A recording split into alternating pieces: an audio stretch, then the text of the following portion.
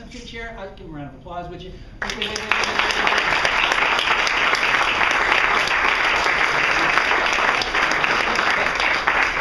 And let's just analyze what we've got here. You know, again, I went through the group looking for people that appear to be good visualizers. I'm skewing the people I'm bringing up here looking for good visualizers. Now, I've got 4 people up here that told me before they came up here that they did not think they were hypnotized. You, in particular, did not think you were hypnotized, correct?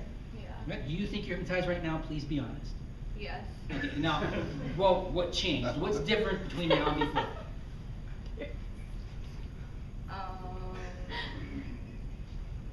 I'm relaxed and I'm fell asleep. Slurring your words. Tell you what, let's do a little test. Would you mind doing a test with me, ma'am?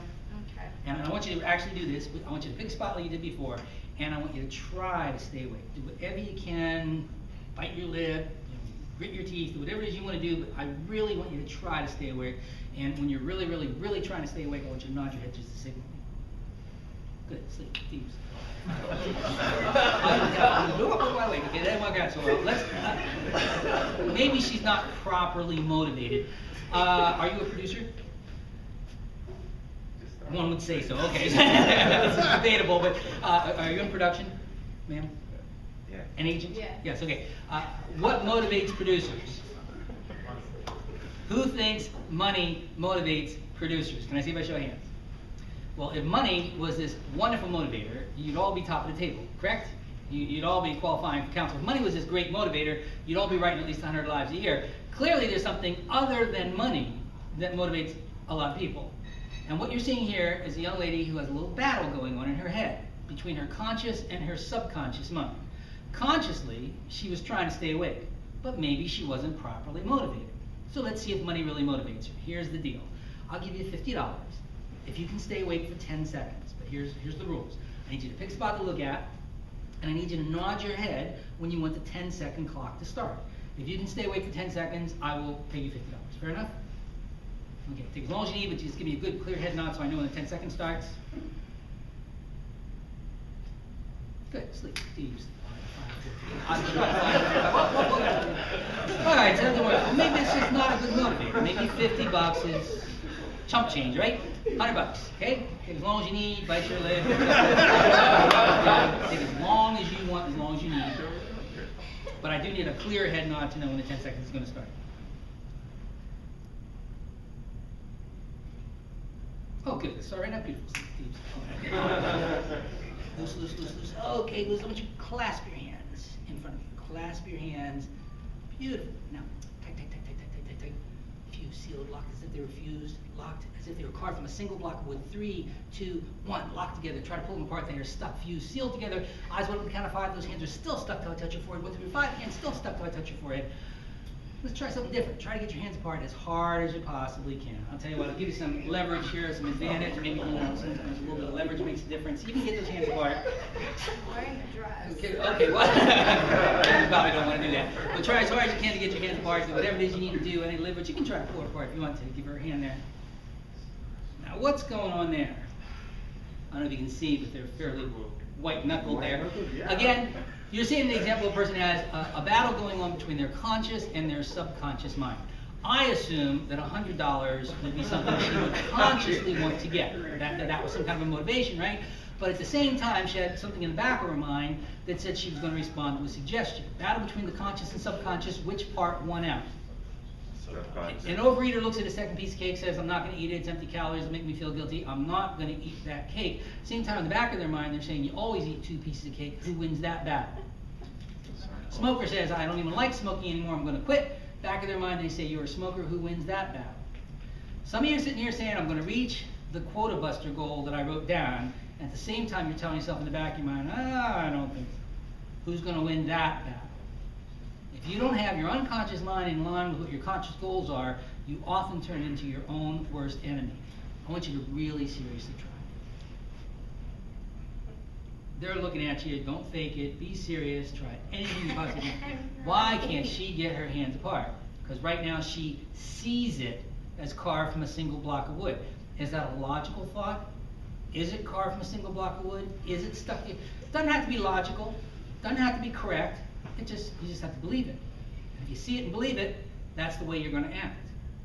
touch your forehead. The instant I do, we're going to remove that suggestion. 1, 2, 3, 5. Whoop, whoop, try it. Oh, isn't that the strangest thing in the whole wide world? Here, do me a favor, would you? Put your finger out there like that. Just like that. Got it? I want you to watch that finger. Got it? Take a nice deep breath. Sleep.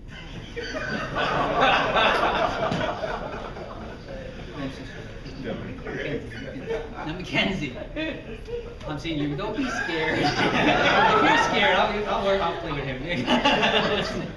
You're not scared, are you, sir? Yeah, but I'm not saying so. All right. Are you hypnotized? Please be honest. Apparently I am. Okay, but for the benefit of the group, do you feel like you're hypnotized? I mean, in other words, are you hearing a Twilight Zone theme in your head, or like you can't control what's going on?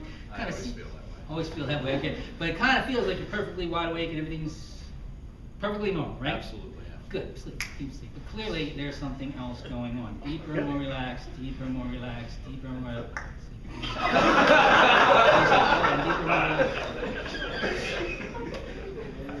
Please, I do want to emphasize again, because Mr. Levin and I had this conversation earlier. I deliberately go for that 3 to 4% that are just wonderful subjects. These people have been hypnotizing themselves for years. I don't want to give the wrong impression that since you can't do this, that means you can't be hypnotized. Anybody can learn to do this with a little bit of practice. These folks have just had a little bit more practice than you have. Deeper, more relaxed, loosen lip. And how you doing out there? Great. Feel great? Do you think you're hypnotized? Be honest. I don't think so. Okay, hey, yeah, who knows, right? Take a nice deep breath, breathe in deeply. Sleep, deep sleep, hold it, loosen and hold it, deeper, more relaxed, deeper, more relaxed, deeper, 5, 4, 3, 2, and 1, sleep, all of it. Loosen limp, sleep, sleep, sleep, loosen limp, loosen limp. Any questions or any comments about anything you're seeing so far? All right, I'll show you one more thing before I leave today. This is known as a negative hallucination. It's one of the more fascinating aspects of this.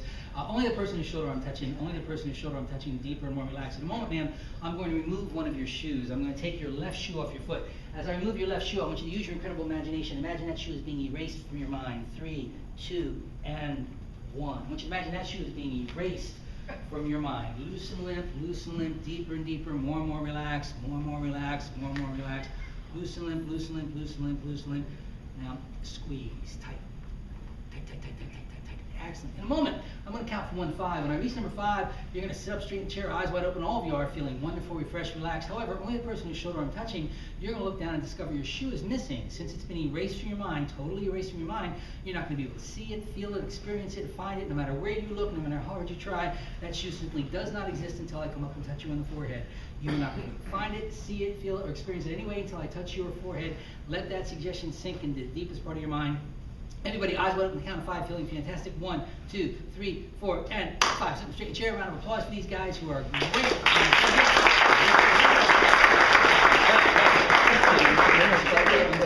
So you are wide awake, right? You are now wide awake. I'll leave you alone. I'll stop. I'm sorry, Mackenzie. I'm sorry. You what? You lost your shoe. Did you have it coming up here? Are you sure? Yeah, I still have it. Are you absolutely positive? Well, then it's got to be around here, so you can look for it if you want. I mean, I'm not balanced. well, I don't want you to be unbalanced. Is it on my table? It might be at your table. Why don't you go back to your table and see if it's back there? Go ahead. Go ahead, see if you can find it. Okay, now, what Mackenzie is experiencing is technically known as a negative hallucination. And again, before you laugh at it, Gary kind of alluded to this. How many times you walk around your office looking for your car keys and they're in your hand? How many times you run around looking for your eyeglasses and they're sitting up on your head? She's experiencing something that pretty much is right before her very eyes, but she's concentrating so well that she's tuned it out. Again, before you laugh at her, how many times have you walked out of an appointment and only afterwards said, that client would have been an excellent source of referral. Oops, I forgot to ask for referrals again. Oh, I forgot about the annuities again. How many times you sit down at your desk and you see the empty coffee cup, you see the laptop computer, and mentally you look right through the telephone. You literally don't even see it. Any of you who are currently wearing eyeglasses long ago learned how to negatively hallucinate that pane of glass between you and the rest of the world.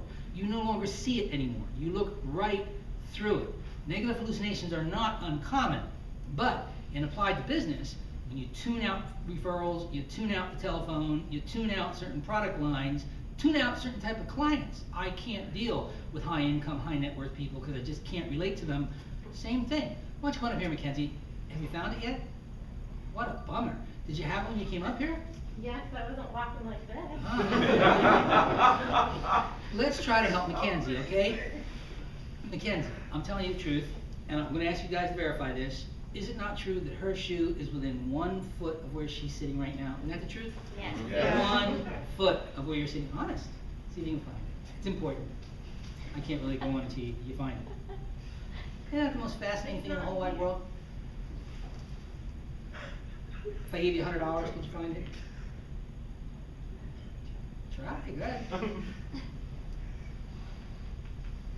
For those of you who really think money motivates people, hopefully this puts that to rest. $200?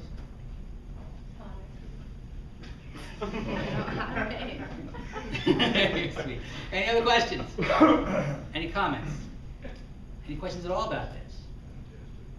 None? Nothing? All right, well, the money bet is off, but oh man, you'd be surprised what that is. In between the chairs.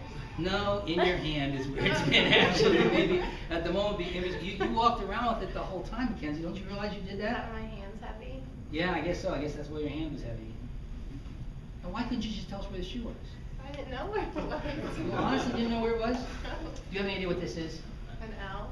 No, actually, it looks like an L.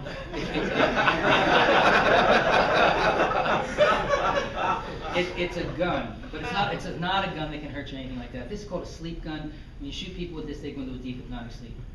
You don't believe that, do you? Believe it? Believe it? You don't believe it, do you? It's not a chance.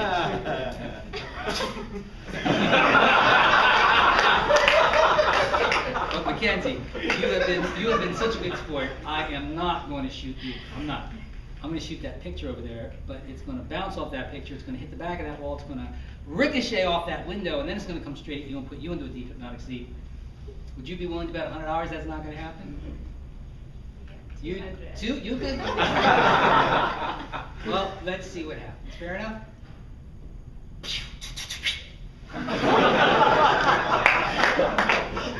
We didn't shake, just to say deep sleep all the way down, loosen the way down. Take a nice deep breath, breathing deeply in, sleep all the way down, deep sleep all the way down, visually deep sleep, loosen limb. Round of applause for these guys.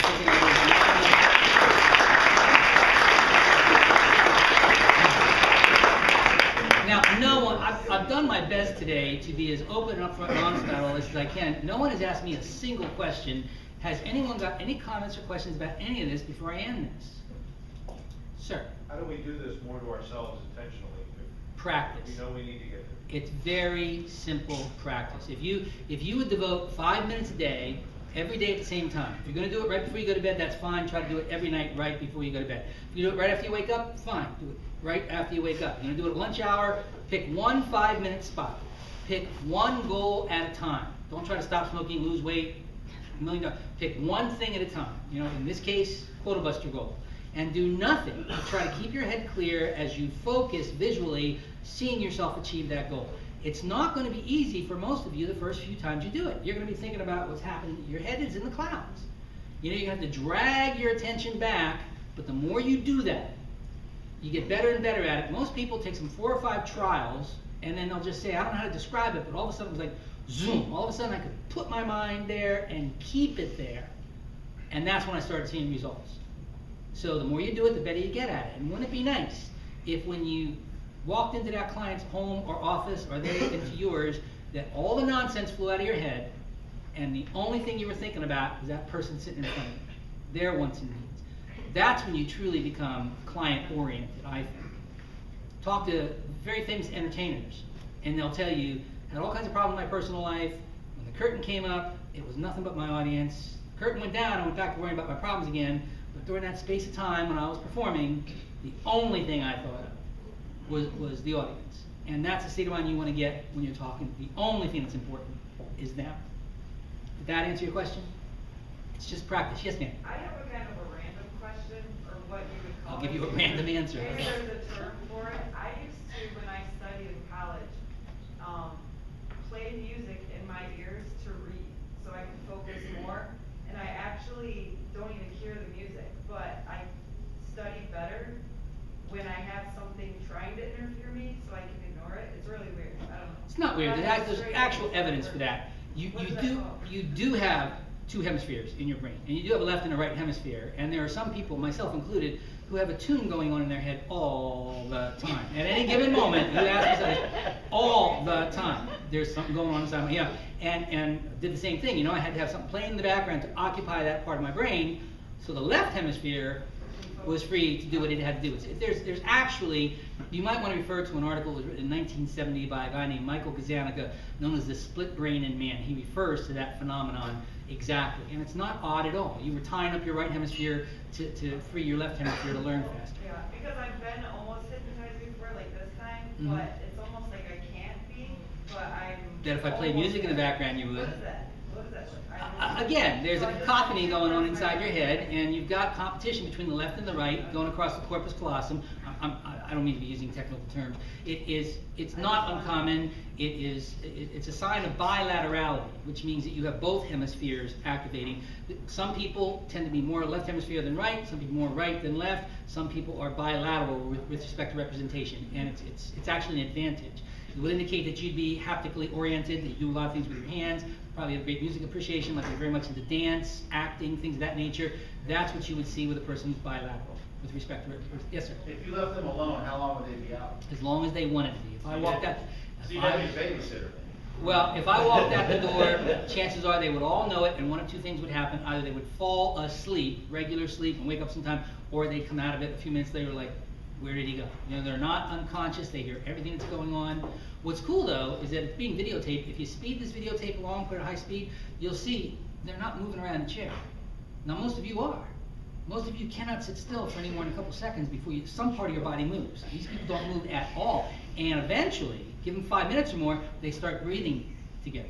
I love watching it at high speed, you know, because you can see it happen pretty soon. They're all breathing together and all that. It's really interesting. Yes, sir. You mentioned the bell curve. Is there Yes. any correlation between individuals who are able to be hypnotized that hit their goals compared to other individuals who follow at a different point? Very good. There's a high correlation between people that are hypnotizable and hit their goals, but not necessarily a perfect correlation. There are many people that are great hypnotic subjects that do not hit their goals, strangely enough. In private practice, I would occasionally find a wonderful hypnotic subject who wanted to stop smoking. And I tell them, I would expect you're going to see really good success with this. You're way up there on the curve. Chances are you're going to, have no problem stopping at all. And they come back a week or two later and say, I started again. Why? It did stop. It did work for me, but I never expected it to work. I only came here to get my spouse to stop bugging me about it. I never thought it would actually work. I liked smoking, and so they never really wanted to achieve the goal. Right. So they have the ability to do it.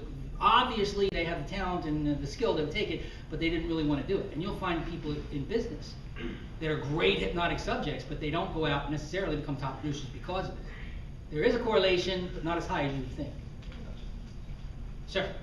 Can you condition yourself so you have like a physical cue, like let's say you go to like touch your wrist or touch your watch, Yeah. and you immediately go to a state where Absolutely. There's all kinds of techniques like that. Some people close their eyes and see the word relax up on a blackboard. As you say, they touch a part of their body. They'll take their pulse, grab a necklace or a talisman or something. Dozens of ways of doing it. I'm just showing you one of dozens of ways of doing it. All right, I gotta wake these guys up. In a moment.